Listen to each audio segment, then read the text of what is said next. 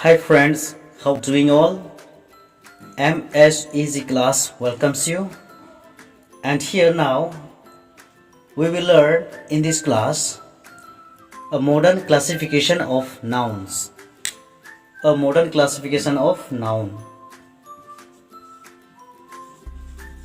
Modern classification of noun. Okay. Noun. So we will learn here the modern classification of nouns, and in this modern classification of nouns we will come to know what is countable noun. ठीक है, हम लोग countable noun को सीखेंगे. तो first में है countable noun. Okay, तो काउंटेबल नाउन से हमको क्या समझ में आता है? तो काउंटेबल नाउन वह होता है जिसकी गणना की जा सके. जैसे मतलब विच कैन बी काउंटेड. तो जैसे 1 एप्पल. ओके, 1 एप्पल, 2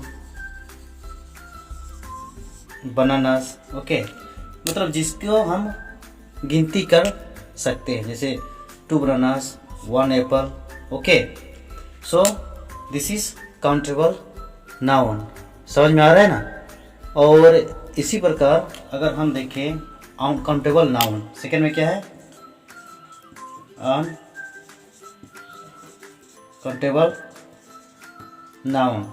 तो अगर हम अनकाउंटेबल नाउन में देखें तो हमको क्या समझ में आता है? अनकाउंटेबल नाउन मीन्स जिसको हम गिनती नहीं कर सकते. सो अनकाउंटेबल नाउन वह नाउन होता है जिसकी गणना और गिनती ना की जा सके. ठीक है, जैसे मान लीजिए इंक जो लिखते हैं हम लोग, इंक हो गया. और कुछ भी हम गिनती है, जैसे कि मिल्क हो गया, ब्रेड हो गया, शुगर जिसको चीनी बोलते हैं, शुगर.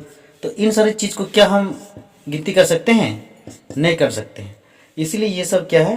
अनकाउंटेबल नाउन है. ठीक है, और इसके साथ साथ में और जो काउंटेबल नाउन्स है, ठीक है, तो काउंटेबल नाउन्स का प्रयोग सिंगुलर नाउन नंबर और प्लूरल नंबर में किया जा सकता है. ठीक है, जैसे कि हम क्या बोलते हैं, जो काउंटेबल नाउन है इसको सिंगुलर और प्लूरल में किया जा सकता है. जैसे कि सिंगुलर, तो सिंगुलर में क्या है? पेन. ठीक है, और उसी प्रकार ये सिंगुलर नाउन है, तो ये सिंगुलर नाउन है. अगर इसको प्लूरल नाउन देखा जाए तो इसका पेन का क्या सकता है? पेन से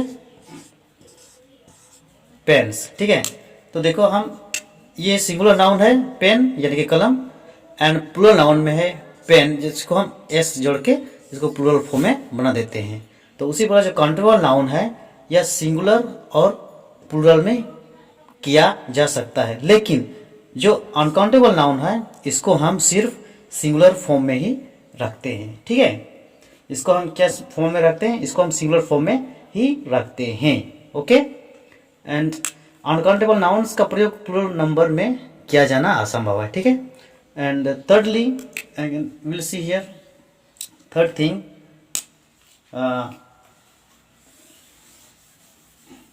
we'll see here what third rule is here कि काउंटेबल नाउन्स. ठीक है, जो काउंटेबल नाउन है, तो काउंटेबल नाउन यानी कि संज्ञा. तो इसके अंदर क्या क्या आता है? जातिवाचक संज्ञा यानी कि common noun, and common noun के बाद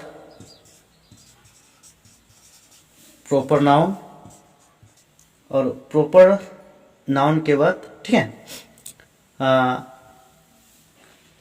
ओके, प्रॉपर नाउन. ओके, ये प्रॉपर नाउन हो गया. ओके, और उसके बाद अगर हम अनकाउंटेबल नाउन, ठीक है, अनकाउंटेबल नाउन के अंदर में अगर देखें तो अनकाउंटेबल नाउन के अंतर्गत हमें क्या समझ में आता है, ठीक है। तो अनकाउंटेबल अगर देखा जाए तो अनकाउंटेबल नाउन, तो हम इसके अंतर्गत में अगर देखें तो क्या क्या आते हैं, एब्स्ट्रैक्ट नाउन, ओके, इसके अंतर्गत में आते हैं एब्स्ट्रैक्ट नाउन, और उसके बाद आते हैं कलेक्टिव नाउन। तो ये चीज हम लोग को ध्यान में रखना है, ठीक है। इसके अंतर्गत क्या आते हैं,